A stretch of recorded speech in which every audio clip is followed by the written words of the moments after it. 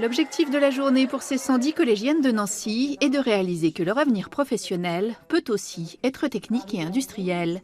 En face d'elles, pour échanger des femmes qui ont réussi dans des filières étiquetées masculines par les clichés sexistes. On a des jeunes filles qui nous demandent si c'est pas trop pénible et pas trop difficile de travailler au milieu d'hommes. C'est bizarre. Et on a même du mal à y répondre, mais parce que nous on le perçoit pas du tout comme ça. On trouve même que ça peut être un point positif d'être une femme au milieu des hommes.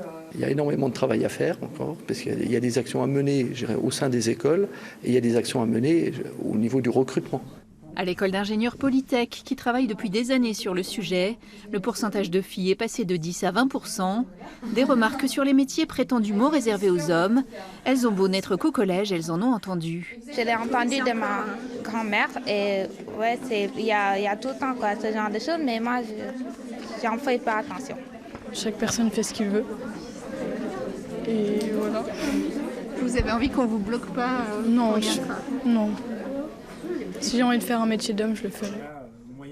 L'après-midi, visite d'entreprise. Le centre de pilotage énergétique de Dalkia gère 12 000 chaufferies dans le Grand Est. 13% de femmes dans les effectifs, mais il est encore difficile de trouver des candidates à recruter. On est en recherche active, à la fois de manière globale, mais surtout pour féminiser un peu plus.